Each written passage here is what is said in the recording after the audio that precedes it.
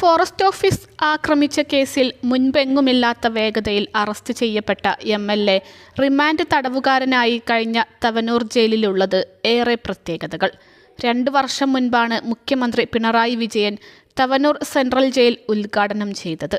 സാധാരണ ജയിലുകളിൽ നിന്ന് വ്യത്യസ്തമായി ഫ്ലഷ് ടാങ്ക് ടോയ്ലറ്റുകളും ഷവർ ബാത്ത് റൂമുകളും ഒക്കെയുള്ള ഈ ജയിലിലാണ് അൻവർ ഇന്നലെ രാത്രി കഴിഞ്ഞത്. ADGP അജിത് കുമാറിനെയും മലപ്പുറം SP ആയിരുന്ന സുജിത് ദാസിനെയും ജയിലിലടക്കുമെന്ന് പ്രതിജ്ഞയെടുത്തിരുന്ന അൻവർ ഒടുവിൽ ജയിലിലായി. കരുളായി ഉൾവനത്തിൽ മണി എന്ന യുവാവ് കാട്ടാനയുടെ ആക്രമണത്തിൽ കൊല്ലപ്പെട്ട സംഭവത്തിൽ പ്രതിഷേധിച്ച് അൻവർ MLA-യുടെ നേതൃത്വത്തിൽ ഇന്നലെ ഫോറസ്റ്റ് ഓഫീസ് ഉപരോധത്തിന് പിന്നാലെയാണ് അസാധാരണ സംഭവങ്ങൾ നടക്കുന്നത്. 2022 ജൂൺ 12-നാണ് കേരളത്തിലെ ഹൈടെക് ജയിൽ മുഖ്യമന്ത്രി പിണറായി വിജയൻ ഉദ്ഘാടനം ചെയ്തത്. ആധുനിക സംവിധാനങ്ങളോട് കൂടിയ ജയിലാണ് ഇത്. സംസ്ഥാന സർക്കാർ നേരിട്ട് നിർമ്മിച്ച ജയിലിന് ഏകദേശം 35 കോടിയോളം രൂപയാണ് ചെലവ് വന്നത്. 7 ഏക്കറോളം ഭൂമിയിലാണ് തവനൂർ ജയിൽ നിർമ്മിച്ചിട്ടുള്ളത്. അൻവർ ഉൾപ്പെട്ട മന്ത്രിസഭ നിർമ്മിച്ച ജയിലിൽ തന്നെയാണ് മന്ത്രിസഭയിൽ നിന്ന് പുറത്തായ MLA എത്തുന്നത്.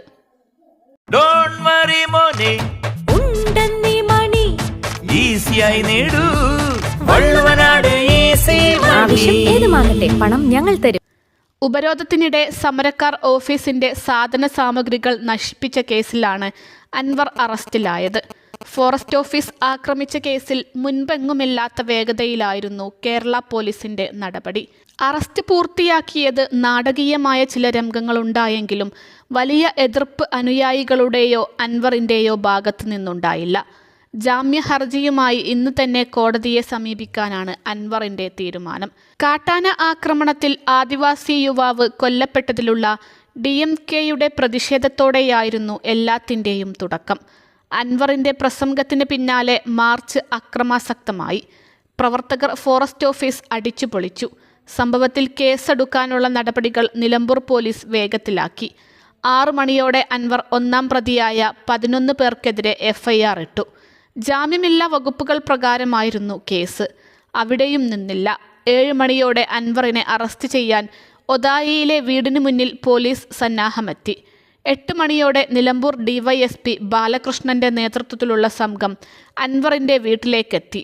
വീടിന് പുറത്ത് അൻവറിന്റെ അനുയായികളും തടിച്ചു കൂടുന്നതിനിടയിലായിരുന്നു ഇത്. 8:30-യോടെ പോലീസ് വീടിനകത്തേക്ക്. 9:45-ഓടെ അറസ്റ്റിന് വഴങ്ങുമെന്ന് അൻവറിന്റെ പ്രഖ്യാപനം. പിന്നാലെ വാറന്റിൽ ഒപ്പുവെച്ചു. ഇതോടെ അനുയായികൾ മുദ്രാവാക്യം വിളി ശക്തമാക്കി. മാധ്യമങ്ങളോട് സംസാരിക്കുന്നത് തടഞ്ഞ DYSP-യോട് അൻവർ തട്ടിക്കയറി. ഇതിന് പിന്നാലെ വീട്ടിൽ നാടകീയ രംഗങ്ങളാണുണ്ടായത്. 10:15-ഓടെ അൻവറിനെ ജില്ലാ ആശുപത്രിയിലെത്തിച്ചു. വൈദ്യപരിശോധന പൂർത്തിയാക്കി മജിസ്ട്രേറ്റ് വസതിയിലേക്കും. 14 ദിവസത്തേക്കാണ് അൻവറിനെ മജിസ്ട്രേറ്റ് റിമാൻഡ് ചെയ്തിട്ടുള്ളത്. അൽസലാമ ഐ ഹോസ്പിറ്റൽ 21 ലക്ഷത്തോളം സന്തുഷ്ടരായ ഉപഭോക്താക്കളും 2 ലക്ഷത്തോളം തിമിര ശസ്ത്രക്രിയകളും പൂർത്തിയാക്കിയ മലബാറിലെ ഏക കണ്ണാശുപത്രി. ലോകോത്തര നിലവാരമുള്ള ചികിത്സാ സംവിധാനങ്ങൾ, എല്ലാ നേത്രരോഗ ചികിത്സാ സൗകര്യങ്ങളും വിദഗ്ധരായ ഡോക്ടർമാരുടെ മേൽനോട്ടത്തിൽ.